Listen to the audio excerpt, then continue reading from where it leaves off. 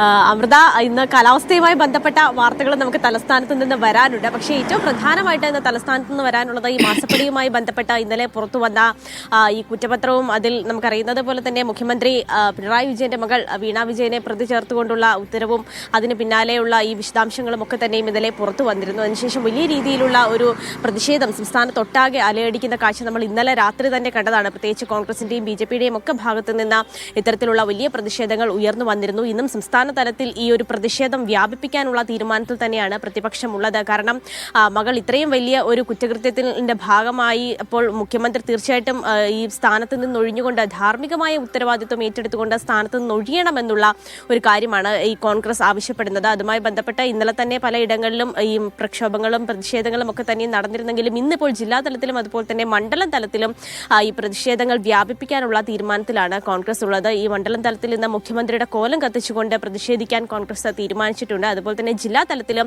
ഇതുമായി ബന്ധപ്പെട്ട പ്രതിഷേധങ്ങൾ വ്യാപിപ്പിക്കും. മുഖ്യമന്ത്രി ഈ ഒരു സ്ഥാനത്ത് നിന്ന് രാജിവെക്കണം, മുഖ്യമന്ത്രി സ്ഥാനത്ത് നിന്ന് പിണറായി വിജയൻ രാജിവെക്കണമെന്നുള്ള ഒരു ആവശ്യം തന്നെയാണ് ഇവർ ഏറ്റവും പ്രധാനമായി ഉന്നയിക്കുന്നത്. അതേസമയം അപ്പോൾ അതുമായി ബന്ധപ്പെട്ടിട്ടുള്ള വാർത്തകളായിരിക്കും ഇന്ന് ഏറ്റവും പ്രധാനമായി വരാനുള്ളത്. അതുപോലെ തന്നെ മുഖ്യമന്ത്രിക്കും മകൾക്കും വേണ്ടി ഒരു പ്രതിരോധം തീർത്തുകൊണ്ട് CPM-ഉം രംഗത്തെത്തിയിട്ടുണ്ട്. ഇന്നലെ മധുരയിൽ നിന്ന് വന്ന വാർത്തകളൊക്കെ തന്നെ നമ്മൾ കണ്ടതാണ്. അത് രാഷ്ട്രീയമായ ഒരു ഇതാണ്.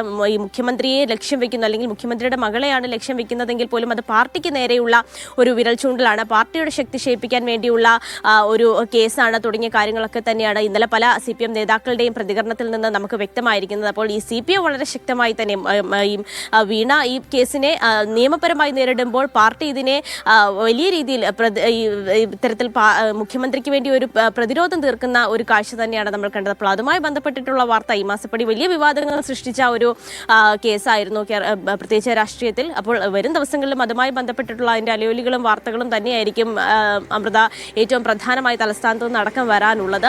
അതുപോലെ തന്നെ ആശാസമരം കഴിഞ്ഞ കുറേ നാളുകളായി നമ്മൾ ഏറ്റവും ആദ്യം ചർച്ച ചെയ്യുന്ന വാർത്തയാണ്. തലസ്ഥാനത്ത് നിന്ന് വളരെ നിരാശയിലാണ് ആശമാരൊക്കെ തന്നെയും ഉള്ളത്. കാരണം നമ്മൾ ഇന്നലെ കണ്ടതാണ്, ഈ ചർച്ച നടത്തിയിട്ടും ഒരു തരത്തിലുള്ള ഒരു സമവായത്തിലേക്കും എത്തുവാൻ കഴിഞ്ഞിട്ടില്ല എന്നുള്ളതാണ്. അപ്പോൾ ഇന്നും ഒരു ചർച്ച തുടരുമെന്ന് പറഞ്ഞിട്ടുണ്ട്. പക്ഷേ അതിന്റെ കാര്യത്തിലും ഒരു അവ്യക്തത തുടരുകയാണ്. കാരണം മന്ത്രിയുടെ ഓഫീസിൽ നിന്നും ഇന്നലെ ചർച്ചയുണ്ടാകുമെന്ന് ഈ ചർച്ച കഴിഞ്ഞതിന് ശേഷം പറഞ്ഞിരുന്നുവെങ്കിലും ഇന്ന് എപ്പോഴാണ് ചർച്ച, അല്ലെങ്കിൽ ആരൊക്കെയാണ് ഈ ചർച്ചയുടെ ഭാഗമാകുക തുടങ്ങിയ കാര്യങ്ങളിലൊന്നും ഇതുവരെയും ഒരു വ്യക്തത വരുത്തിയിട്ടില്ല. അത് മാത്രമല്ല, ഈ സമരം ചെയ്യുന്ന ആശമാർ പറയുന്നത് തങ്ങളെ മാത്രം ചർച്ചയ്ക്ക് വിളിക്കണമെന്നുള്ളതാണ്. പ്രത്യേകിച്ച് തങ്ങളാണ് ഈ കഴിഞ്ഞ 54 ദിവസമായിട്ട്, അവരുടെ സമരം 54-ാം ദിവസത്തിലെത്തി നിൽക്കുകയാണ്. അപ്പോൾ 54 ദിവസമായിട്ട് സമരം ചെയ്യുന്ന ആളുകൾ ഞങ്ങളാണ്. അതുകൊണ്ട് തന്നെ ഞങ്ങളുടെ ആവശ്യങ്ങൾ പരിഗണിച്ചുകൊണ്ട് ഞങ്ങളെ മാത്രം വിളിക്കണമെന്നുള്ളതാണ്. അതിന് മറ്റൊരു കാരണം കൂടിയുണ്ട്. കാരണം ഇന്നലെ AATUC-യും INTUC-യും CIT-യും ഒക്കെ ഈ ഒരു ചർച്ചയുടെ ഭാഗമായി എത്തിയ സമയത്ത് അവർ മന്ത്രി പറഞ്ഞ കാര്യങ്ങൾ അംഗീകരിക്കുകയാണ് ചെയ്തത്. ഈ കമ്മീഷനെ നിയോഗിച്ചുകൊണ്ട് ഒരു 3 മാസത്തിനുള്ളിൽ ഒരു പഠനം നടത്തി എന്നുള്ള കാര്യം അവർ അംഗീകരിക്കുകയാണ് ചെയ്തത്. അപ്പോൾ അങ്ങനെ അംഗീകരിച്ച ആളുകളെ ഇനി വിളിക്കേണ്ടതില്ല, തങ്ങളുടെ ആവശ്യങ്ങൾ വേണ്ടി പുതിയ മറ്റൊരു ചർച്ച,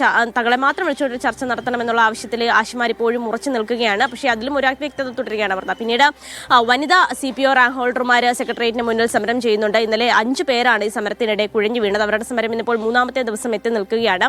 അവരുടെ റാങ്ക് ലിസ്റ്റ് കാലാവധി ഈ മാസം 19-ാം തീയതിയാണ് അവസാനിക്കുന്നത്. പക്ഷേ അവരുടെ റാങ്ക് ലിസ്റ്റിൽ നിന്ന് 30% ആളുകൾക്ക് മാത്രമാണ് ഇതുവരെ നിയമനം ലഭിച്ചിട്ടുള്ളത്. അപ്പോൾ എത്രയും പെട്ടെന്ന് ബാക്കിയുള്ള ആളുകളെ കൂടി, ഏറ്റവും കുറഞ്ഞ ആളുകൾ മാത്രമായിരുന്നു ലിസ്റ്റിൽ ഉണ്ടായിരുന്നത്. 967 പേര് മാത്രം ഉണ്ടായിരുന്ന ഒരു ലിസ്റ്റ് ആയിരുന്നു അത്. അതിൽ നിന്നും 250 താഴെ മാത്രം ആളുകളാണ് നിയമിതരായിട്ടുള്ളത്. അപ്പോൾ ബാക്കിയുള്ള ആളുകളെ കൂടി എത്രയും പെട്ടെന്ന് നിയമിച്ചുകൊണ്ട് തങ്ങളുടെ ഈ ഒരു സമരത്തിനും ഒരു പരിഹാരം കാണണമെന്ന ആവശ്യവുമായി വനിതാ CPO റാങ്ക് ഹോൾഡർമാരും അവിടെ സമരം ചെയ്യുന്നുണ്ട്. അപ്പോൾ അതുമായി ബന്ധപ്പെട്ടിട്ടുള്ള വാർത്തകൾ ഉണ്ടാകും. പിന്നെ അമൃത ചോദിച്ചതുപോലെ തന്നെ കാലാവസ്ഥയുമായി ബന്ധപ്പെട്ട വാർത്തകളുണ്ട്. ഇന്നിപ്പോൾ തെക്കൻ ജില്ലകളിൽ കൂടുതൽ മഴ പെയ്യാനുള്ള സാധ്യതയാണ് കാണുന്നത്. കാരണം 5 തെക്കൻ ജില്ലകളിലാണ് ഇന്നിപ്പോൾ മഴ മുന്നറിയിപ്പ്, യെല്ലോ അലേർട്ട് നൽകിയിരിക്കുന്നത്. തിരുവനന്തപുരം, കൊല്ലം, പത്തനംതിട്ട, അതുപോലെ തന്നെ കോട്ടയം, ഇടുക്കി ജില്ലകളിലും മഴ മുന്നറിയിപ്പ് നൽകിയിട്ടുണ്ട്. വരുന്ന ഒരു 5 ദിവസത്തേക്ക് കൂടി വ്യാപകമായി തന്നെ മഴ ഉണ്ടാകുമെന്നൊരു മുന്നറിയിപ്പാണ് അമൃത വരുന്നത്.